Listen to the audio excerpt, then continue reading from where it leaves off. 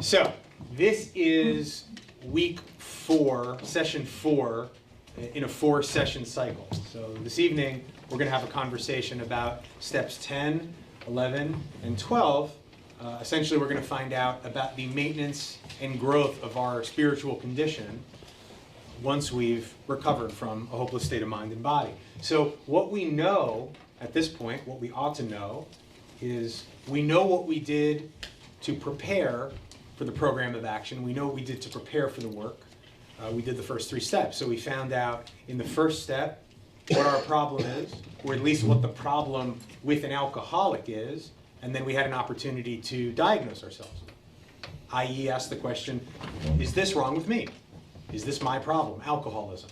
We found out that an alcoholic is someone who has a physical allergy to alcohol, which means once they take a drink, they have no ability to determine how many more drinks they're going to have after that first one, and that physical allergy is compounded by a mental obsession, which means that once they stop drinking, much as they may not want to go back to it, they will become quickly or slowly restless, irritable, and discontent, which essentially means they'll have trouble living inside their own skin comfortably, and that will eventually get painful enough that they'll turn to the only thing they know of that will quell the pain, which is a drink, and so trigger the physical allergy again, right? So we found out what's wrong with us. In the second step, we found out what the solution is to what's wrong with us, right? Power greater than human power, God.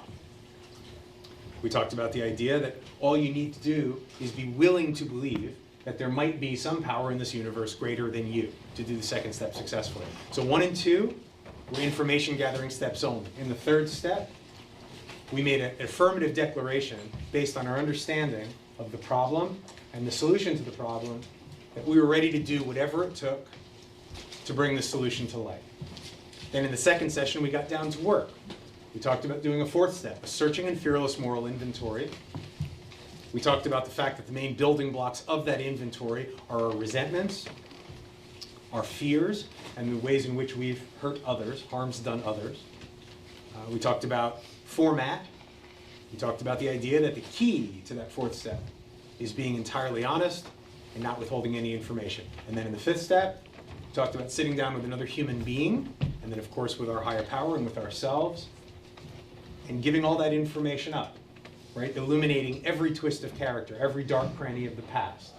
Then once that information had been cast out, in the 3rd session, in the 6th step, we talked about becoming willing to have all these defects of character taken from us, and that once we were willing to do that, in the 7th step, we added a prayer into our lives, actually asking God to remove from us all these defects of character, all the things in us which we admitted are objectionable, right? And then that brought us to the end of the taking care of ourselves part of the steps, cleansing ourselves part of the steps, and we moved into dealing with others, into dealing with our fellows. I told you that I have a good friend who always summed up the steps thusly: 1, 2, and 3 got me right with God, 4, 5, 6, and 7 got me right with me, 8, 9 got me right with you, 10, 11, and 12 keep me right with God, with me, and with you. So in 8 and 9, now that we had dealt with the cleansing of ourselves, in the 8th step, we talked about making a comprehensive list of those people we had hurt and becoming willing to make amends to all those people. And then in the 9th step, we talked about the process of beginning making proper amends and what it looks like to make a proper amend. And that brings us to 10, 11, and 12. This is the point at which we're going to become spiritually awake, spiritual awakening. And in 10, 11, and 12, we're going to find out how to maintenance and grow what we've been given, i.e. recovery. You know, I would offer to you, in terms of understanding the alcoholic or the addict, the metaphor of a computer that's got a virus, right? And if you came across a computer that had a virus and didn't really know anything about the computer, you might take a look at that computer and think, oh, defective computer, right? When in fact, it's probably not a defective computer. Probably that computer came off the factory line with all its proper parts and all the things it needs to function properly, right? But at some point, it came in contact with some faulty information that has rendered it unable to function the way it's supposed to function. It may even have crippled it in terms of functioning the way it's supposed to function. And let's face it, an alcoholic, an addict, same thing, right? You might well look at an addict or an alcoholic and think to yourself, defective person. The alcoholic or addict certainly will give off the vibe of a defective person, right? But this is not a defective person. Most probably that person came off the, factory line, as it were, with all its proper parts and what it needs to function properly in the world. But they came across some faulty information, which has rendered them unable to function properly, may even have crippled them in their ability to function properly. We know that about human beings. We know that about alcoholics and addicts, because we know that mankind's most basic natural instinct is survival. That's why you'll hear stories about someone who's like skiing and falls and gets their leg caught in a bear trap and crawls like 37 miles to safety, or a grandmother who, pulls a car off her grandkid. Or there's nothing we are wired for more than survival, right? But the alcoholic or addict is actually wired for self-destruction, right? We're operating 180 degrees apart from mankind's most basic instinct, and that we're actively trying to kill ourselves, right? So some information's gotten into the CPU that is disallowing us to function properly. Now, if you had a computer that had a virus, what you'd probably do with that computer is send it to a professional, or most probably send it back to the factory. Well, that's what recovery is. That's what we're doing. We're taking our operating systems, our minds and hearts, which have come in contact with some faulty information, and sending them back to, the factory. We're sending them to a professional so we can get this all worked out. Now, if my computer had a virus and I gave it to a professional, let's say it was going to take them 3 days to fix it, I would really miss my computer. Can anyone else identify with that? I mean, really miss it. You look at the number of time, the amount of time I spend on the computer or on Facebook or on the internet, it would be a tragic 3 days, right? And what I might do is use my support system to help me through that, right? I have a great support system, a lot of people who love me.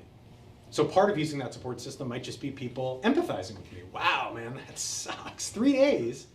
How are you gonna do that? Or maybe a buddy of mine would say, you know what, if you wanna come over to my place and check your email, use my computer, etc., right? So it might be really nice to have that support system to help me through that time. Can we all agree that the support system is not how the computer will get fixed? Is everyone with me on that? No matter how much my friends empathize with my being bummed about not having my computer, or even let me use their computers, that won't fix my computer.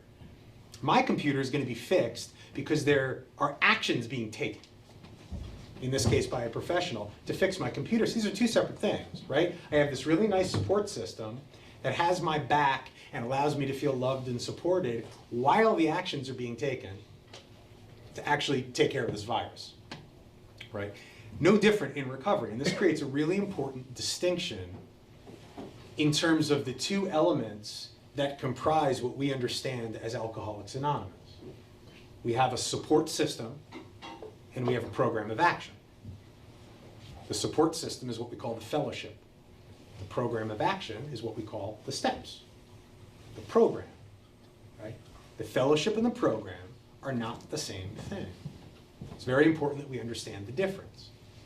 The fellowship is the meetings, the coffee, the cookies, the pastries, the stories, the idea of doing a 90 and 90, the idea of calling your sponsor every day, smoking cigarettes with your friends outside, and on and on and on and on. That's all fellowship. It all falls under the umbrella of fellowship. The fellowship is our support system. That's what the fellowship does. It supports us. What does it support us in doing?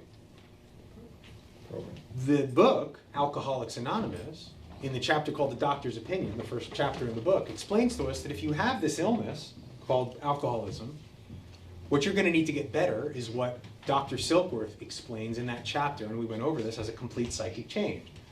You're not going to have a complete psychic change in the fellowship of Alcoholics Anonymous. That would be like expecting the support of your buddies to make your computer work properly, right? We're going to come to the fellowship to get support and love while we have the complete psychic change through the program.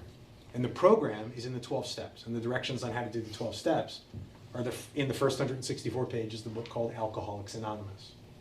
Okay? Very important we understand the difference between them and we understand where the solution lies.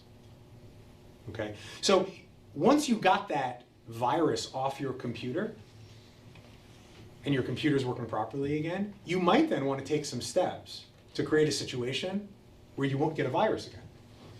Right? That might mean getting some protection software, etc. That's sort of what we're going to do in the 10th, 11th, and 12th step. Now that we've got the improper information, our virus taken care of, right? And we've got recovery, which means we've got sanity again, and our brains and hearts are actually working the way a human being's brain and heart ought to work.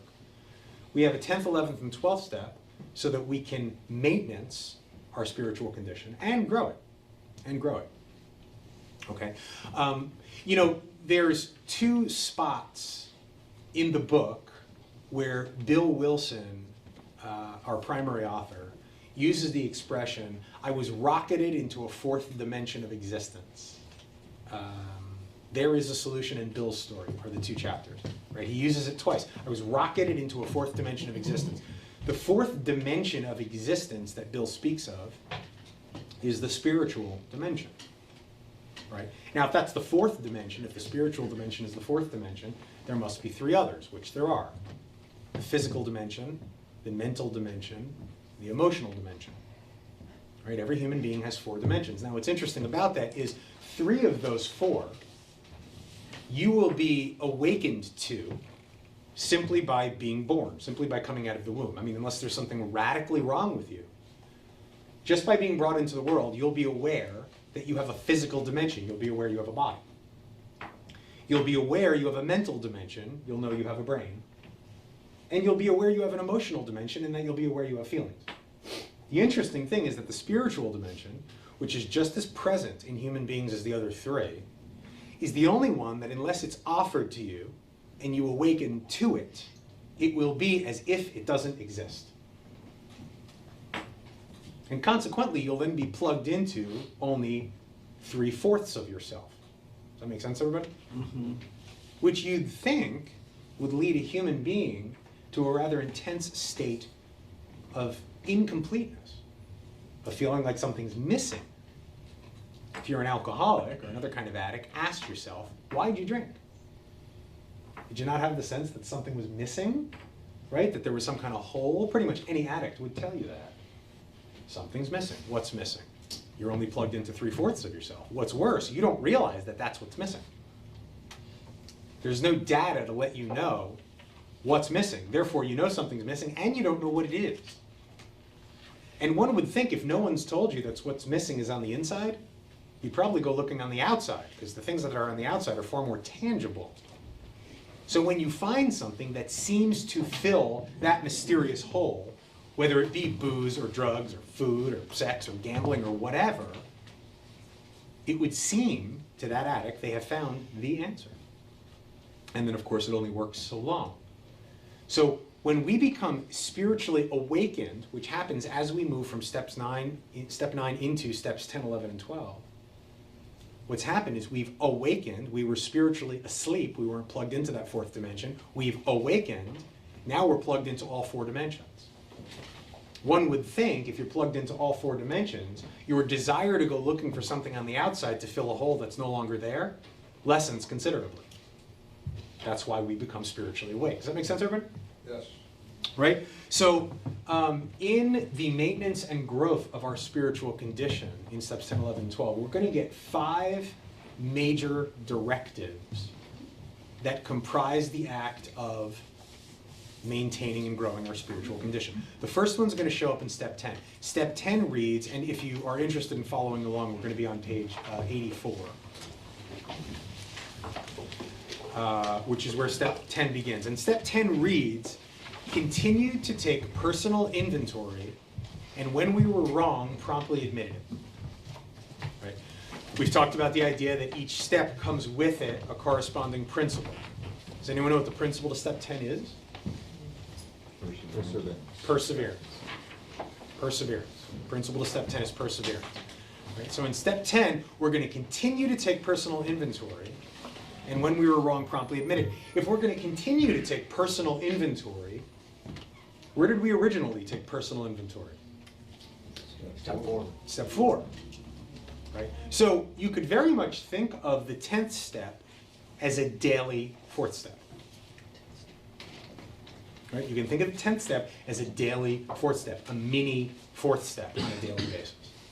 Okay? And in fact, in terms of 10, 11, and 12 being the maintenance and growth steps, the way it breaks down essentially is step 10 maintenances 4, 5, 6, and 7.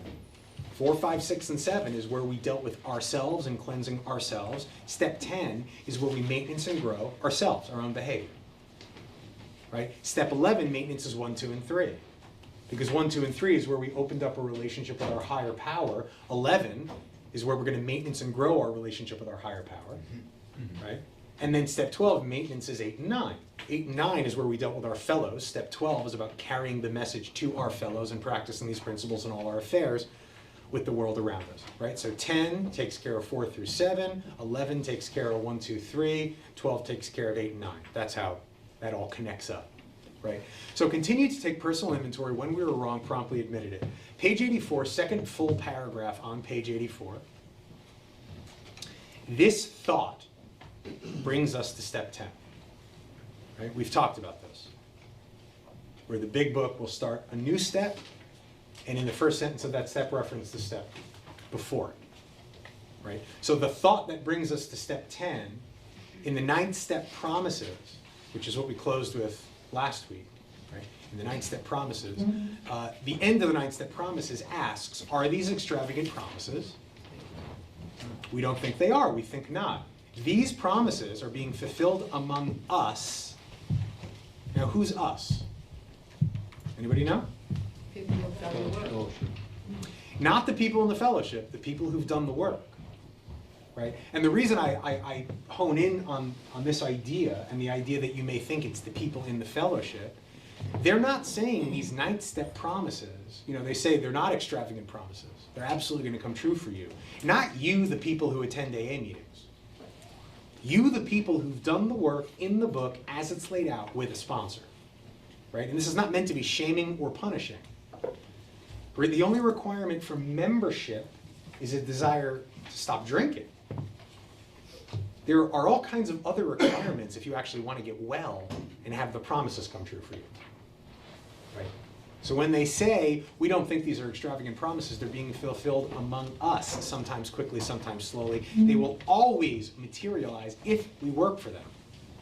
So it's only the people that have worked for them who can expect them to be coming true. Then they say that thought, now that you've got that, hopefully, brings us to step 10, which suggests we continue to take personal inventory and continue to set right any new mistakes as we go along. We vigorously commence is to begin, right? We vigorously, and we don't just commence, we vigorously commence. Right? So there's work to be done here. We vigorously commence this way of living. This way of living is steps 10, 11, and 12. Right? 1, 2, and 3 is where we prepare. 4 through 9 is where we recover. 10, 11, and 12 is where we live. We live in 10, 11, and 12. So we're going to commence this way of living as we cleaned up the past. Notice it doesn't say after we cleaned up the past or when we were done cleaning up the past. As we cleaned up the past. Cleaning up the past refers to step 9. So what we've just been told is, as you're doing your amends, you start 10, 11, and 12. Right? So the idea that you're supposed to do all your 9-step amends before you move to 10, 11, and 12 is unequivocally wrong. As soon as you begin your amends, you're being shuttled right into the maintenance and growth steps of 10, 11, and 12. So essentially, 9, 10, 11, and 12, to some extent, are all working together. Right? We have entered the world of the Spirit. There it is.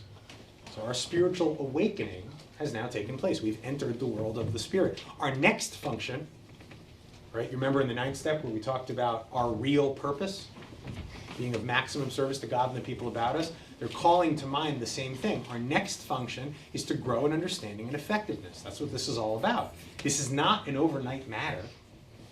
It should continue for our lifetime. So you got your lifetime to live in the steps.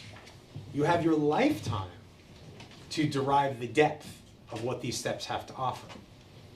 Right? So why not work them quickly and effectively, get to your spiritual awakening, and then you have forever to work out what the steps have to offer you.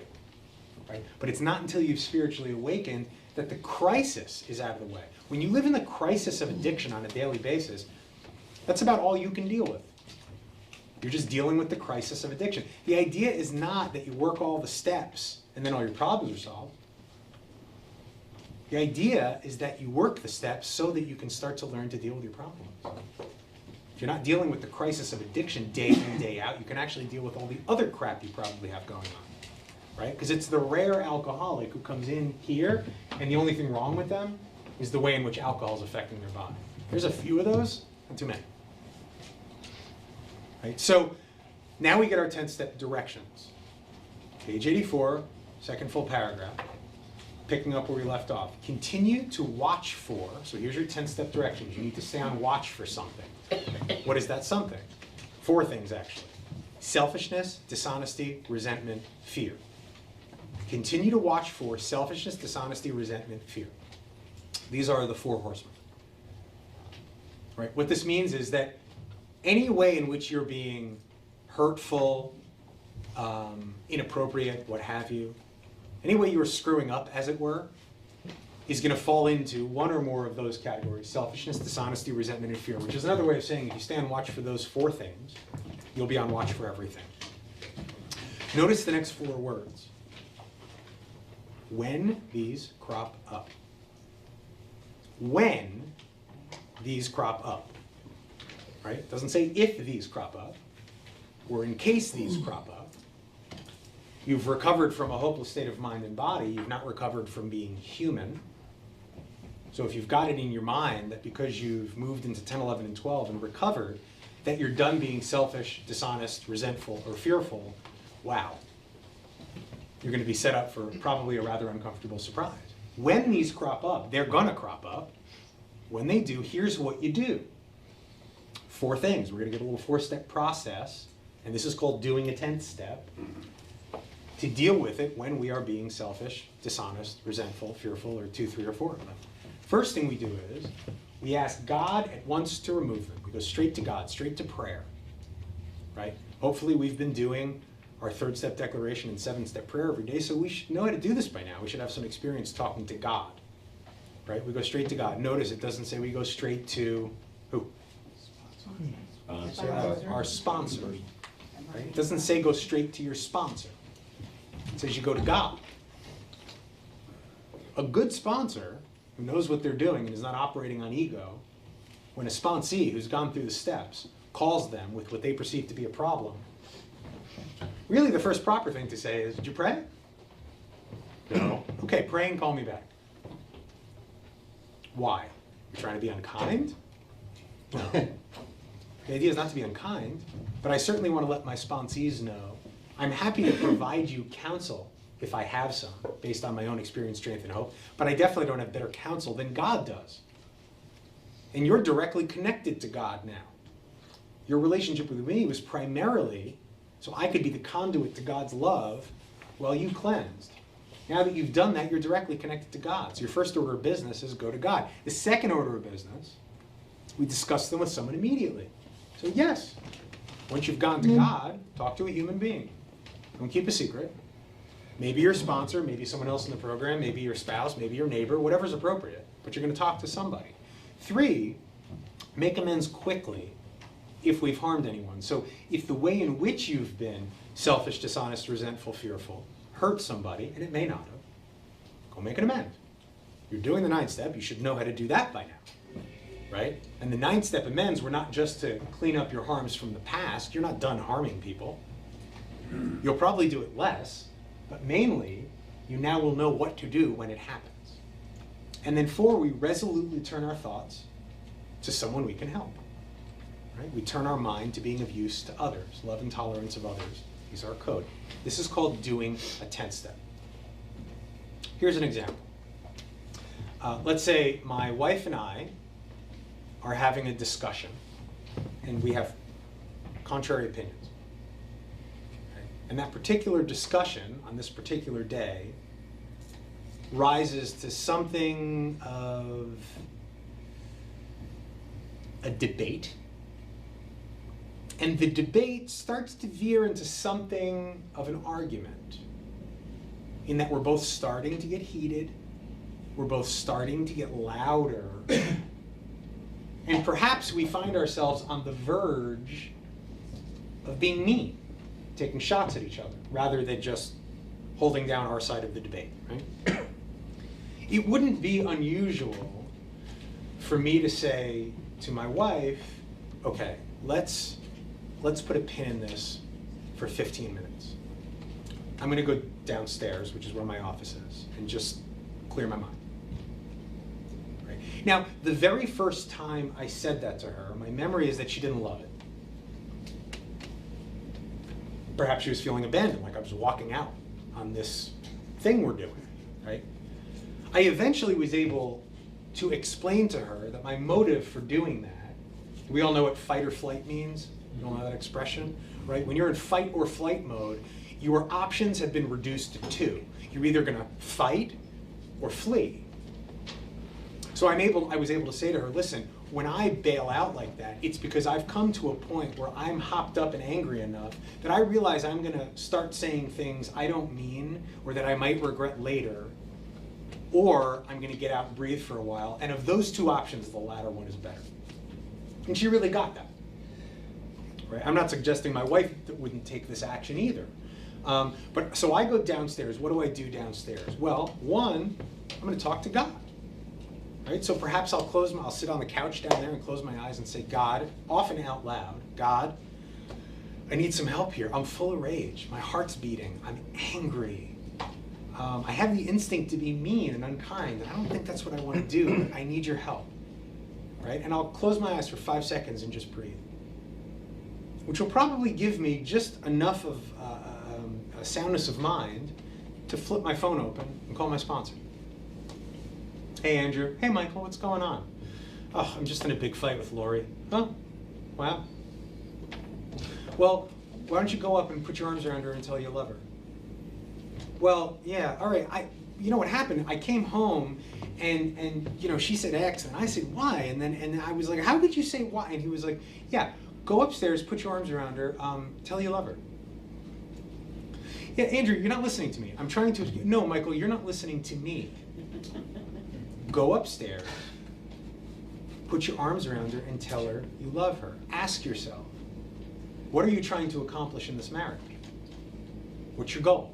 Is it to love Lori the best you can, or is it to be right, to win? Right? You want to be right, you want to be happy, because you can't be both. Wow, that's useful. Right? So now that I've talked to God and another human being, I'm actually not angry anymore. Right? And I can go up and put my arms around my wife and say, I love you, make my amends. Wow, you know what, when you said that, I think I got a little defensive, and I probably shouldn't have said that. That wasn't fair, and I don't think I gave you room to speak when you were trying to explain X. And chances are, I've opened up some room for her to do the same. And then we'll finish the conversation, you know, but we'll finish it perhaps not angry. Right? So I've now talked to God, I've talked to another human being, I've made the amends I need to make. And then when I'm done talking to Lori, I'm going to resolutely turn my thoughts to someone I can help. That might be picking up a piece of garbage that isn't mine. It might be putting one of my kids to bed. It might be calling someone who's ill. It might be calling back a sponsee. You know, or just being available to do service if service shows up. That's a 10th step. Right? So the first spiritual directive we get in terms of maintaining and growing our spiritual condition, doing regular 10th steps. Not necessarily daily. For many people it is. I've often done them daily over a period of time. 17 years of recovery, I don't think I've ever gone 4 days without doing a 10th step of some kind, right? And if I have a sponsee who I don't hear from in a month doing a 10th step, I might question, hey, what's going on here? Mainly because if you have gone a month without being selfish, dishonest, resentful, or fearful, you probably need to start sponsoring me, right? So regular 10th steps. That's our first spiritual directive in holding on to and growing what we've been given. Now comes our 10th step promises. So I told you before that what we often hear in the rooms as the promises are actually the 9th step promises. That distinction is important because there are promises throughout the book. Here's our 10th step promises. These are really powerful. And we have ceased fighting anything or anyone, even alcohol, for by this time sanity will have returned. We will seldom be interested in liquor. If tempted, we recoil from it, as from a hot flame. We react sanely and normally, and we will find that this has happened automatically. We will see that our new attitude toward liquor has been given us without any thought or effort on our part. It just comes. That's the miracle of it. We're not fighting it. Neither are we avoiding temptation. We feel as though we've been placed in a position of neutrality, safe and protected. We've not even sworn off.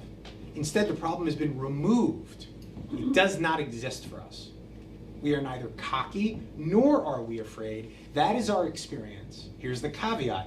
That is how we react so long as we keep in fit spiritual condition. And I've already told you there are 5 things you need to do on a regular basis to pull off staying in fit spiritual condition. Now, in these 10-step promises, we've just been told that 4 things have occurred at this point in the process that have not occurred before now. So 4 things have now taken place that you cannot expect to have happened previous to entering steps 10, 11, and 12. They are, 1, we've ceased fighting. So if you know what it is to live your life on perpetual defense, this is the point at which you can put your dukes down. Right? 2, sanity has returned. This is the point at which the virus has gone from your CPU. You're sane again. Right? 3, this is the point at which you will feel safe and protected. Does anybody in here know what it is to live a life never really feeling safe in the world? I sure do. This is the point at which that begins to get resolved. And 4, perhaps most important, the problem has been removed. Right? So all this nonsense that goes on in the rooms now that you'll hear in AA throughout the country and probably throughout the world, steps are not a race. There's no rush. Take your time. Work a step a month. Stay in the first step for a year. The thing to understand is, using our directions as a guide rather than the opinions of drunks, to tell a newcomer who's just walked in that it's going to take them a year to work these steps, right, is to tell them that it will take them a year to stop fighting. It will take them a year to become sane. It will take them a year to feel safe. It'll take them a year before this problem is removed, which means they'll have to sit on their hands for a year. If somebody had told me that, I'd be dead. Most of us don't have a year. That's not just erroneous information. That's dangerous information. That's deadly information. It is your responsibility as a member of a 12-step program, as a member of recovery, to understand what it means to properly carry this message. If you don't know how to properly carry this message, for the love of God, keep your mouth shut. And yeah, that's my opinion. That is my opinion. But we also have a lot of history to tell us it's true. That if you don't have the right information, we'd prefer you stay in the back and keep your mouth shut rather than continue to spread information that will surely kill people. Okay, so we have our first spiritual directive. Questions about step 10? No? Bill? Is there any time at which, at this point, that someone, a sponsor, will say, go back and do another step, 4th step? Go back and do another complete 4th step? Not necessarily as a rule or a directive, but certainly it could be offered. Probably not before. Once you're in 10, 11, and 12, and you're living in the solution, yeah, I think it would be common at some point to look to re-employ the 4th step if you're finding a fair amount of resentment, fear, and harms are building up. It's a tool we have. So I've probably done 3 or 4 formal 4th steps over the years. Probably not right when someone arrives at 10, 11, and 12, but certainly after that, if the 10th step is not, sufficient in terms of really cleaning up the damage that's building, then yeah, another 4th step would be perfectly reasonable. And what about the people who have been around for a very long time and did many of the things that you said they shouldn't have done? Uh-huh. As far as working the steps, following directions, doing what you're told, and just being like a lamb being put to slaughter. Uh-huh.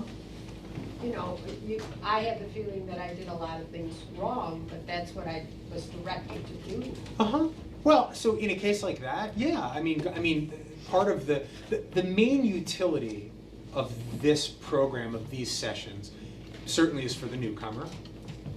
With that said, for someone who's been around for a while and managed to not pick up a drink and accumulate some time, but continues to live with a lot of restlessness, irritability, and discontentment, the work not being as complete as perhaps it ought to have been could be part of the reason. And going back and doing another fourth step could be a really powerful idea, definitely. So step 11 is now going to give us spiritual directives 2, 3, and 4, right? We're going to get 3 directives in the 11th step in terms of maintaining and growing our spiritual condition. So step 11 reads, sought through prayer and meditation to improve our conscious contact with God as we understood him, praying only for knowledge of his will for us and the power to carry that out. It's a lot of words. It's a lot of words. And the 11th step, in my mind, is almost its own little direction pamphlet, just in the way it's written, in that it starts with the word sought. So the 11th step is telling us you need to seek something. You need to be out there looking for something. What are we seeking? Before it even tells us what we're seeking, it tells us how we're seeking.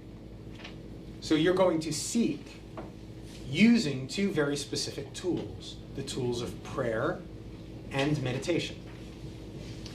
Then it tells you what you're seeking using the tools of prayer and meditation. You're seeking to improve your conscious contact with the God of your understanding. And it even tells us that while you're seeking to improve your conscious contact with the God of your understanding using the tools of prayer and meditation, that you ought to be praying really for only 2 things: knowledge of God's will for us and the power to carry that out. What's your will, God, and how do I best carry out your will? Right. Which speaks to the idea that, to a large extent, the simpler your prayers, the purer your prayers, and perhaps the more powerful your prayers. Right? Knowledge of God's will for us and the power to carry that out. The idea is that we're not really praying for anything specific. Right? Nobody's saying you're bad or wrong if you pray for something specific. I have found I try to avoid it. Going back to my wife and family for a moment, because they're pretty much the most powerful place I can go in terms of trying to direct God's will. Okay? I've had the experience of my wife and daughters taking a plane somewhere without me a few times. They're going somewhere on a plane and I'm not going, right? And so I drive them up to the place where they check in. I get out of the car, I give them all hugs and kisses, right?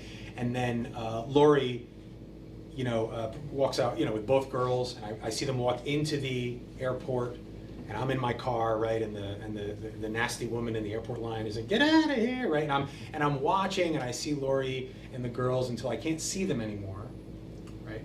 And then as I drive away from the curb, some, I suppose, addict thought in my head pops. That's the last time you're ever going to see them. Does anybody have children or even a spouse who can identify with that?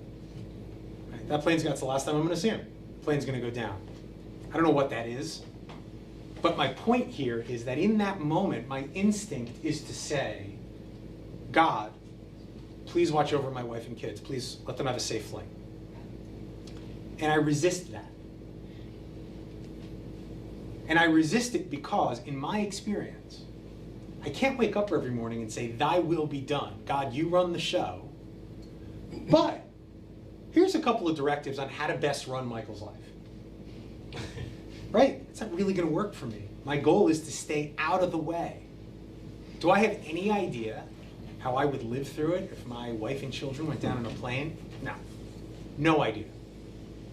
Do I believe that if something like that happened, I could be carried through it by my higher power, that I could stay sober, that I could find a way to perhaps one day be, again, happy, joyous, and free? Yeah, I do. I do. I'm really not interested in being put to that test. Right? But the thing is, day to day, moment to moment, I don't know what's going to happen. Right? So we want to try to keep our prayers simple and pure as possible. Knowledge of God's will for us, power to carry that out. The book is going to give us some information, some data about how we stay in contact with God and how we work on our conscious contact with God. And the book is going to break it down into 3 categories. And these are going to be our second, third, and fourth spiritual directives in terms of the maintenance and growth of our spiritual condition. We're going to find out what we do in the mornings. We're going to find out what we do as we go through the day. And we're going to find out what we do in the evenings.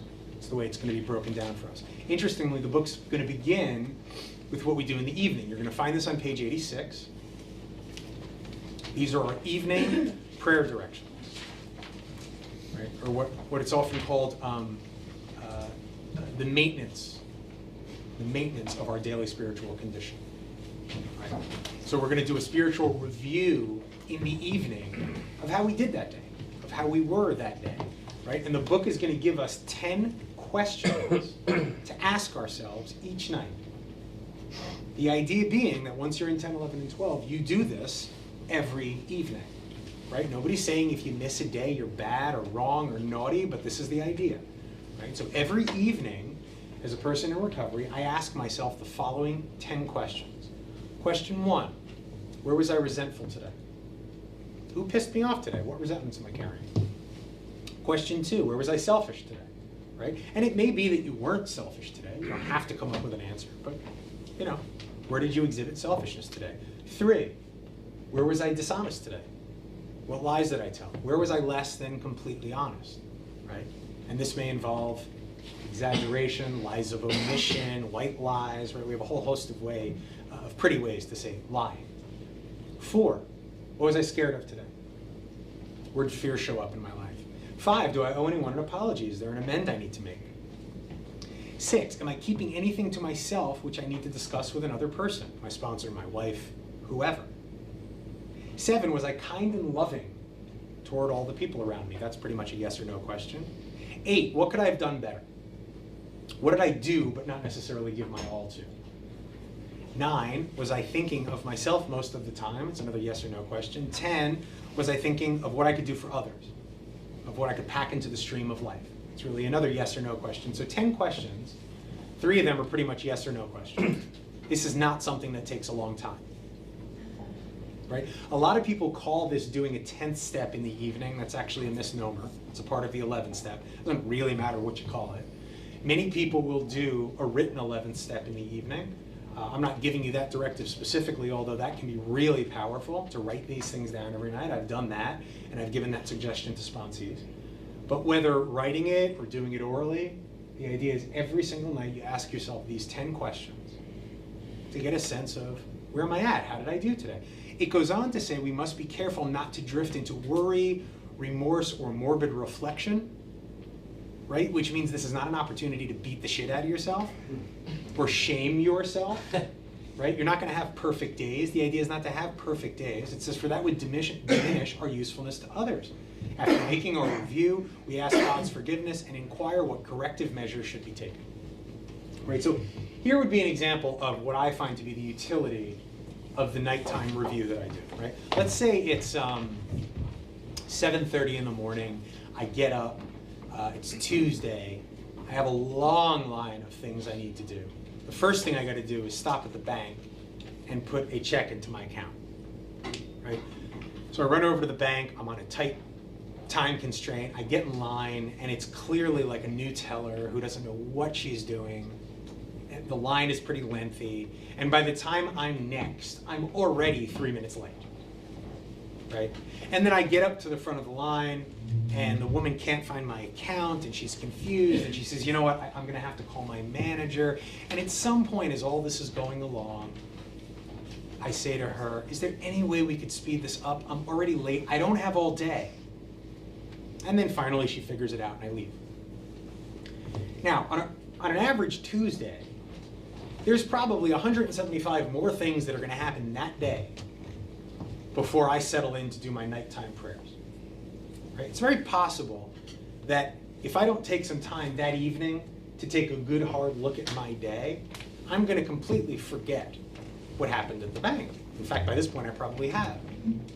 But then I settle in quietly, perhaps with my notebook. Okay, where was I selfish today? Selfish. Let's see. Got up, made the coffee, got gas, went to the bank. Oh, the bank. Wow. I was really kind of a dick to that woman this morning. Interesting. Right? And at this point, it wouldn't be uncommon for me to go back to that bank the next morning and make an amends. Right? If that feels like the appropriate thing to do. But I do realize that what I don't get accountable for, I'll repeat. It's in many ways the nature of human beings, certainly the nature of addicts. Okay? So our second spiritual directive is doing a review of our behavior every evening. Our third spiritual directive is going to show up as we find out what we do in the mornings, every morning. Page 86, second full paragraph. It says, on awakening, let us think about the 24 hours ahead. We consider our plans for the day. Before we begin, we ask God to direct our thinking. Right? Then on 86 in the third full paragraph, it goes on to say, in thinking about our day, we may face indecision. We may not be able to determine which course to take. Here we ask God for inspiration, an intuitive thought, or a decision. Then on page 87, in the first full paragraph, it reads, we usually conclude the period of meditation, which is what we've been talking about, with a prayer that we be shown all throughout the day what our next step is to be, that we be given whatever we need to take care of such problems. We ask especially for freedom from self-will and are careful to make no requests for ourselves only. What the book is talking about here is starting every day with prayer and meditation. Meditation and prayer. Sir? Yeah. I hear a lot around the tables there are no musts in recovery. Uh-huh. And I'm just going back to the last page on 85. It says must 3 times in 2 paragraphs before we hit the 11th step. It actually says must about 75 times in the first 164 pages. And to speak to that in a global way, here's the thing with the musts. Or to spin it from the other direction, here's the thing with the whole suggestions piece, right? Because that's what we talk about. It's all suggestions. There can't be musts because they're all suggestions. So if everything's a suggestion in AA, there must be nothing that you must do, right? Here's where we use the word suggestion improperly. Everything's a suggestion in terms of you coming here, right? So the price of admission for you to come to AA, be a member of AA, walk in, sit in on the meeting, have a cup of coffee, whatever, everything's a suggestion if that's what you want to do. If you want to just come here, it's all suggestion. If you want to recover, if you want to get well, then there are some musts, a lot of them as a matter of fact. Right? So you need to determine what's your goal. If all you want to do is be able to put your ass down in a seat in Alcoholics Anonymous and not have someone kick you out, the only requirement, the only one, is the desire to stop drinking. And if it's an open meeting, as this is, you don't even need to have that requirement. That's it, nothing to do, all suggestions. Does that make sense? Right? But if you want to get well, the book is going to tell you again and again and again and again what you must do. Not what they believe you must do, because again, this is not a theoretical book. They're telling you what they've seen and watched. Right? We beg of you to be fearless and thorough. We all know that line? They're begging you. We've watched people drop like flies. We're telling you what you're going to have to do if you want to get well. Go ahead, Alan. What else? One other thing. Yeah.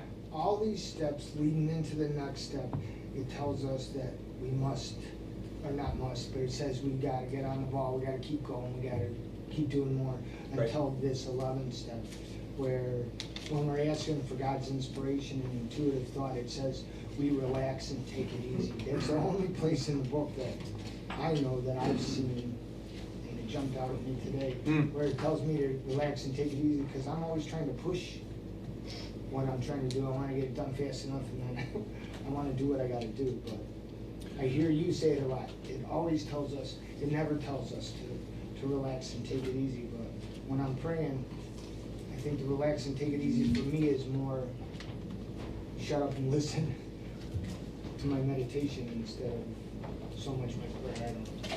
Well, and relax and take it easy are actually part of the directions on how to take this action, right? So it's not really the absence of action. You know, the directions on how to do the action of the fourth step are make a list. The directions on how to take the action of the 11th step is breathe, take it easy, ask God for direction. So yeah, you're right. And you know, what you're talking to also speaks to the old AA adage of easy does it, but do it. Right? Wear life like a loose garment. Right? The idea is not to run around manic like a chicken with your head cut off. Right? Taking action, being involved in your life, doing the next right thing, does not go hand in hand with being manic. Right? We find out we can actually take action and be serene and peaceful. Right there in the 9th step promises. Right? So we're going to find out, and thank you for that every morning is to begin with meditation and prayer. Now that may sound complicated. A lot of people, I suppose a lot of people in the world, certainly in this country, and for sure in AA, struggle with meditation. So let's be clear about what meditation is. Okay? Prayer is the process of asking for God's will. Meditation is the process of listening for the answer. Two-way prayer. That's the idea. Right? So that's not to suggest that if you pray but don't meditate, it's useless. But the utility of it will certainly be lessened. In that if you pray, thy will be done, God's will be available to you. But if you don't meditate and create some room to have God's will enter you, then you're going to spend a day with God's will available to you and you're just not necessarily feeling it, which kind of betrays the point. Right? So I'm going to want to pray for God's will and then meditate and listen for guidance. So, if you don't pray and meditate on a regular basis in the morning and you've come to 10, 11, and 12, and let me be clear, you don't have to be on 10, 11, and 12 to start praying and meditating. I've yet to meet the person who prays and meditates too early or too often or too much or any of that. But if you're on 10, 11, and 12, this becomes an active directive. Prayer and meditation can be as simple as 5 minutes a morning. Okay? Here's my suggestion for a 5-minute prayer and meditation commitment for you to do every morning. All right? Not a directive, a suggestion. One way to do it that is fairly user-friendly. Every morning, upon awakening, that means before you take your blankets off. That means before your feet hit the floor, before you enter into your remarkably imperfect human day, connect to your perfect spiritual life. That's the idea, right? Upon awakening, first thing you're going to do is pray. My recommendation to you is 3rd step declaration, 7th step prayer, 11th step prayer. Okay? 3rd step declaration, page 63 in the big book. 7th step prayer, page 76 in the big book. We've been doing those already. The 11th step prayer you'll actually find in the book called 12 Steps and 12 Traditions on page 99, but it's also the St. Francis prayer. So if you have a computer, put St. Francis prayer into Google, you won't have a hard time finding it. My recommendation is open up a Word document on your computer. Cut and paste 3, 7, 11 on one page, print it out, put it on your bedside next to your bed. In the morning, upon awakening, read those 3 prayers. 2 minutes tops to read those 3 prayers, right? Once you've done that, meditate for 3 minutes. And I would recommend you time it. Use a radio alarm clock. Time 3 minutes, right? Set it to some, soft jazz instrumental station, low, right? So you don't want to come out of a meditation with like, meh, meh, meh, meh, or like heavy metal music or something, right? Something low and mellow enough just so you know when your 3 minutes is up. Set the timer. As the 3 minutes begins, make sure your body's comfortable. Breathe normally. Close your eyes. And pay attention to your thoughts. That's it. For the duration of those 3 minutes, sit in one place, let your body be comfortable, breathe normally, close your eyes, and pay attention to your thoughts. Listen to your mind. No matter what's going on up there, it doesn't matter, right? If you've never meditated before, and you can work it out where you actually have 3 minutes where all you hear is angels singing, awesome. The chances of that are unbelievably minimal, but awesome, right? Chances are much better. What you'll find over the course of those 3 minutes is it's kind of loud up there. And there's a lot of different thoughts about a lot of different stuff fighting for attention. Some of them are selfish, some of them are empathic, some of them are scary. It doesn't matter. When the 3 minutes is up, if you haven't gotten up and left the bed, you've meditated. I promise you, you've meditated. Okay? Every morning, you spend 2 minutes on those 3 prayers, 3 minutes meditating, that's 5 minutes. You do that every day. Probably by day 15 or 16, although definitely by day 30, you will feel markedly different than you did before you started. That's my promise to you. Okay? Morning prayer and meditation. Right? Now we've got 3 spiritual directives. Regular 10 steps, spiritual review in the evening before we go to sleep, prayer and meditation in the morning. Now here's the thing about starting your day with prayer and meditation and closing your day with a spiritual review. It's what we call framing our day with prayer. It's awesome, it's powerful, it's fabulous. Although, it's all the hours between those 2 times of prayer when we're outside amongst the humans, right? Which is where all the challenges tend to happen. So if I find myself really pissed off at 3:30, it's not necessarily going to be prudent for me to tell myself, well, I'm praying in like 4.5 hours, I should be fine, right? I need some help as the day goes along. The book's going to cover that as well. Page 87, it's going to go on to 88, but 3rd paragraph on page 87, here's our daily prayer directions. As we go through the day, we pause when agitated or doubtful and ask for the next right thought or action. We constantly remind ourselves, we are no longer running the show. Humbly saying to ourselves many times each day, thy will be done. That is your shorthand 11-step prayer for as you go through the day, right? So if I'm, driving on the highway and someone cuts me off and I'm enraged, this is not necessarily going to be a time where I can do a 3-minute meditation or ask myself a series of 10 questions, right? This is the point at which perhaps I'll wait till I get to a red light, close my eyes for a second, and just say, thy will be done, thy will be done, thy will be done, thy will be done. It's going to remind me to breathe. It's going to remind me to turn it over. It's going to remind me that Michael's self-will doesn't run the show. And we do that multiple times each day. Right? That's our 4th spiritual directive, staying in touch with God as the day goes along. If you don't want to use thy will be done, you want to use the serenity prayer, or God be with me, that's your choice. Right? But that's how we're going to stay in touch with God as the day goes along. Right? It goes on to say, we are then in much less danger of excitement, fear, anger, worry, self-pity, or foolish decisions. We become much more efficient. It's a really powerful word, efficient, efficiency. Right? The thing about a human being is every human being has a limited amount of energy in a given day. You've all had this experience at some point where it's like 7 o'clock, you sit down on the couch for a minute, and the next thing you know, you wake up in your clothes. Right? What is that? That's your body letting you know it's 7 o'clock, we're done. I don't care if you have more to do. We're done. You're out of energy today. Right? So you have a given amount of energy in a given day. If that's true, then how you utilize that energy, how you disperse that energy is important. Right? So if I'm using up a whole lot, and think of the serenity prayer now. God, grant me the serenity to accept the things I cannot change.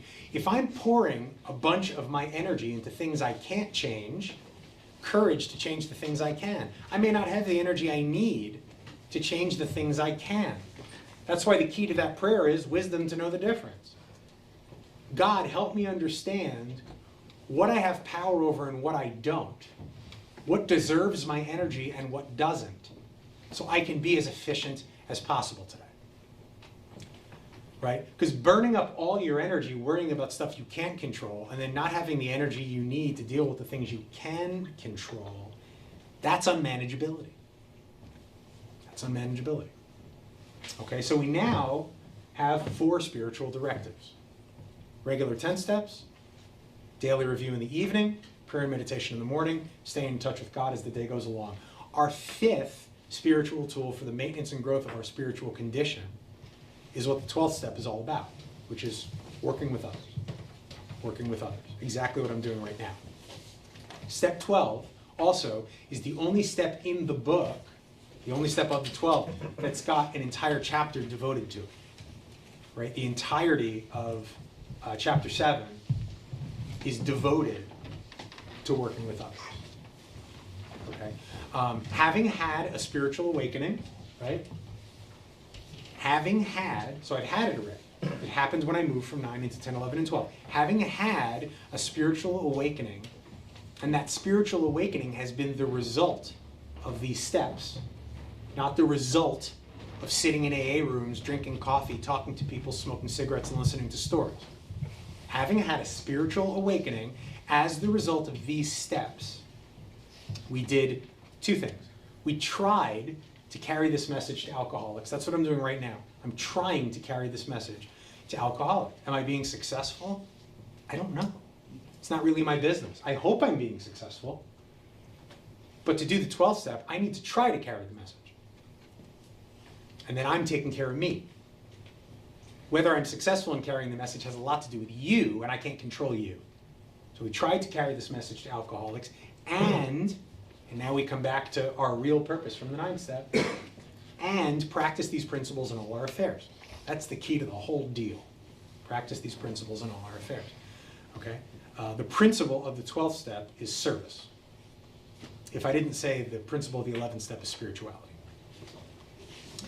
So page 89, first line of the chapter, we're going to find out something really important about carrying this message to other alcoholics.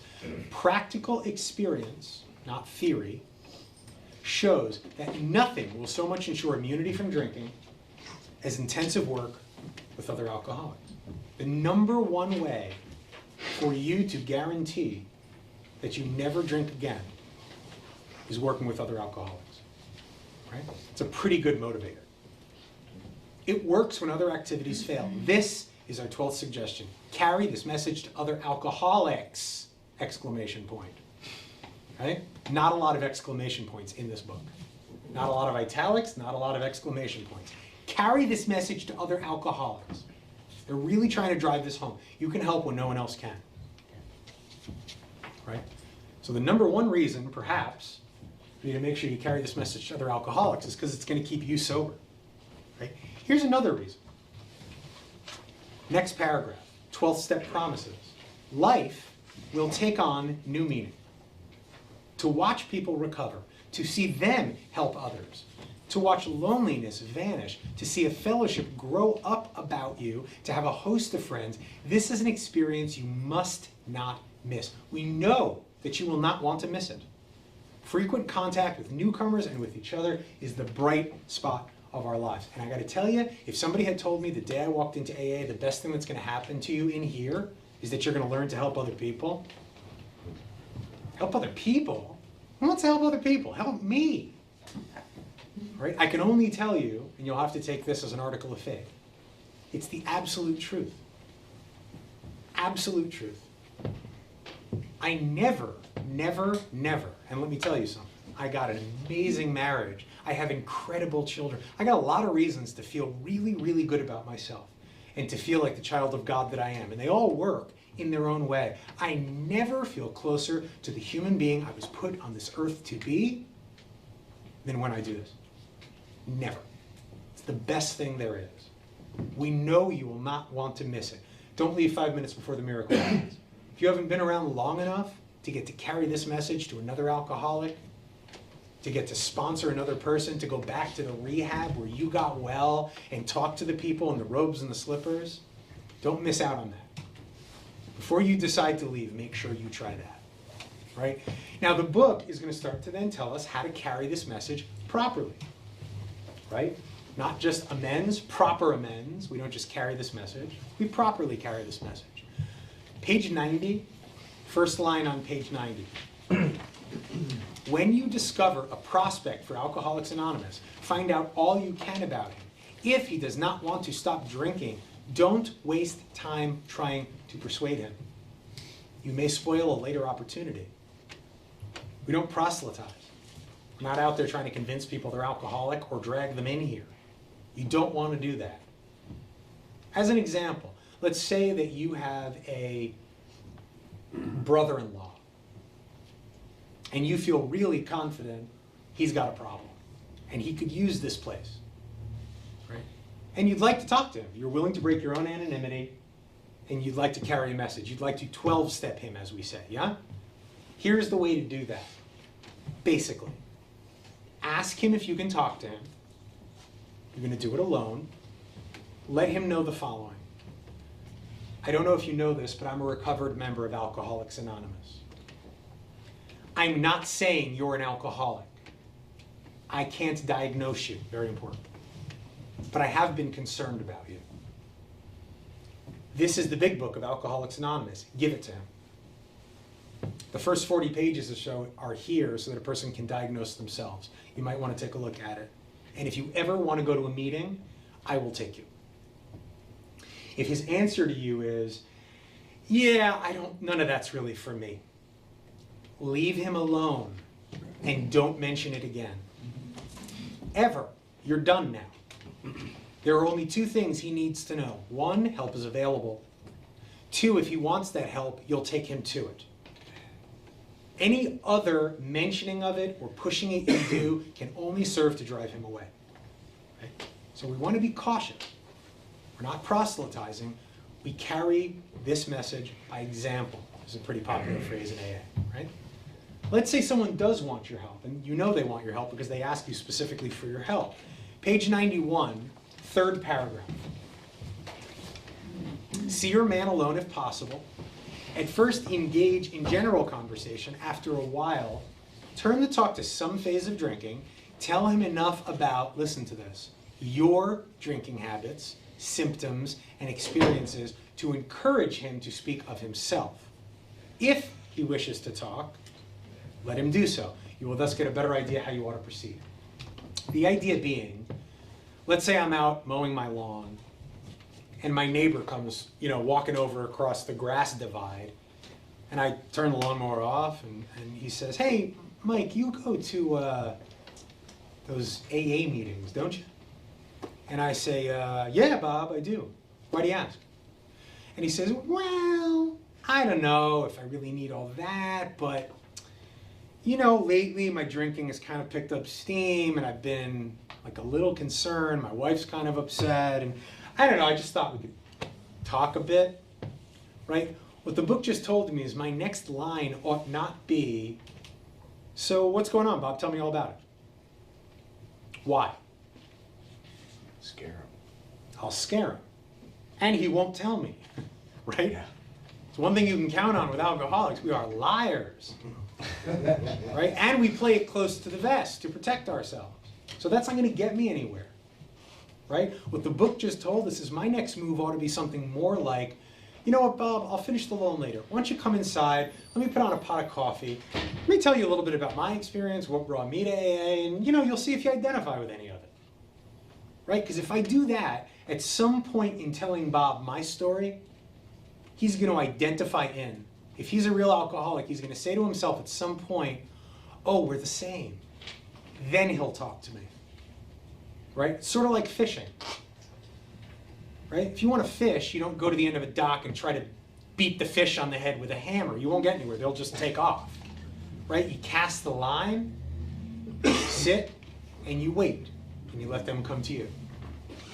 Right? So we need to know how to carry this message, or we're going to accomplish the opposite of what we're trying to accomplish. Right? Let's say now this person actually wants to work with us. Page 94. First full paragraph on 94.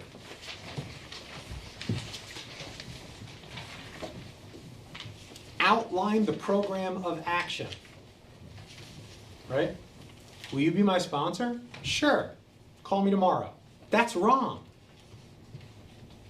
It's nice that you said yes, but your job as this person's new sponsor is outline the program of action. Let them know what it is they've just asked you to do, because they may not know.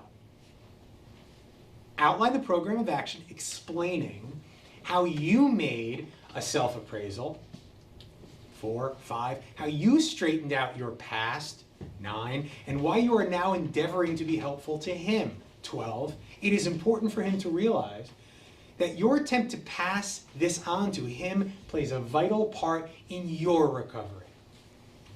More importantly, he may be helping you more than you're helping him. I'll never forget my first sponsor, Tom, early in my recovery, said to me, I got to tell you, Michael, I'm getting more out of this than you are. Right? And I thought to myself, like, wow, is that some happy horseshit they tell newcomers or what? Right? Then I got my first sponsee, and within a couple of days I called Tom. Oh my God!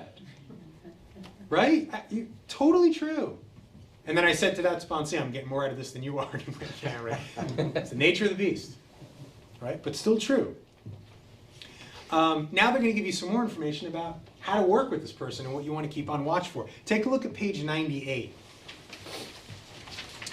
First full paragraph on page 98, if you'll endure a little bit of counting, 5th line in that paragraph,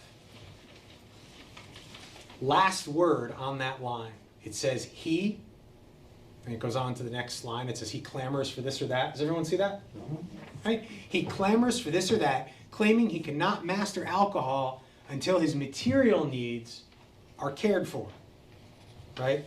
I haven't had time to do my 4th step because my kids keep me really busy. I can't get to meetings because I'm married and my wife, blah, blah, blah, blah, blah. I have a very important job and whatever. You know, my dog needs to shit 4 times a day and I have to, whatever they're telling you, nonsense. Nonsense. Some of us have taken very hard knocks to learn this truth. Job or no job, wife or no wife, we simply do not stop drinking so long as we place dependence upon other people ahead of the dependence on God. Listen to this wording. Burn the idea into the consciousness of every man, right? Not suggest to them, right? Burn the idea into the consciousness of every man that he can get well regardless of anyone. The only condition is that he trusts in God and clean house. There's an old expression in AA that whatever you put in front of your recovery, you will lose. Right? So the book's real clear about what we need to make clear to our sponsees. We're not talking about being unkind to them, simply being honest with them about mirroring back their priorities and what we're seeing. Right? Another misnomer in AA is we hear this got to stay away from people, places, and things stuff. Does everyone understand what I'm talking about when I say that? Yeah. Don't take that Right. road. What's that? Don't take that road that led you here. Right, and it's a big recovery center idea that we must stay away from people, places, and things. Right? Triggers. Right? You may know that word. Let's take a look at page 100. Last paragraph on page 100. Let's see how true this whole people, places, and things stuff is. Assuming we are spiritually fit, which means we've done the steps and we're doing the 5 things we need to be doing to stay on top of our spiritual recovery and our growth, right? But again, this should happen within a month or so. Assuming we are spiritually fit, we can do all sorts of things alcoholics are not supposed to do. People have said we must not go where liquor is served. We must not have it in our house. We must shun friends who drink. We must avoid moving pictures, they date themselves here a little bit, which show drinking scenes. We must not go into bars. Our friends must hide their bottles if we go to their houses. We mustn't think or be reminded about alcohol at all. Our experience shows that this is not necessarily so. Listen close to this. We meet these conditions every day. An alcoholic who cannot meet them still has an alcoholic mind. There is something the matter with his spiritual status. That tells us you don't need to stay away from people, places, and things. You don't need to stay away from anything. Work your program and go live in the world. I go to bars all the time. I mean, I don't go to bars to to hang out and drink seltzer with the drunks. But I don't do that because I couldn't. I do it because it smells like piss and drunks are no fun to hang out with when they're drunk. So that's just, I'm not interested in that. But I go to bars to see music. I go to bars for all kinds of reasons. If I'm in a bar and I find myself salivating, watching beer steins get filled, I'm not going to tell myself there's something wrong with the bar or that I came to the bar. There's something wrong with me. What am I not doing? Right? Am I praying? Am I not doing 10 steps? Am I doing my spiritual review every evening? Am I staying in touch with God? Am I carrying the message? More often than not, it's going to be pretty clear to me that I'm not doing one of those things. Okay? Very important. Finally, take a look at page 162. And this is the final page in our first 162 pages, which is where the program is. Look at the second full paragraph. In the opinion of this drunk, this is the best conclusion to a book ever. Right? Our co-founders and our pioneers tell us, our book, it's our book. Our. Us and them. They wrote it for us, but it belongs to all of us. Our book is meant to be suggestive only. This comes back to what we were talking about before. Right? No one's saying if you want to hang out in AA, you got to work these steps. We realize we know only a little. High watermark of sobriety when the big book was written was 5 years. Okay? God will constantly disclose more to you and to us. Ask him in your morning meditation what you can do each day for the man who is still sick. The answers will come if your own house is in order. But obviously you cannot transmit something you haven't got. So don't go around trying to give recovery to people if you don't have it. See to it that your relationship with him is right, and great events will come to pass for you and countless others.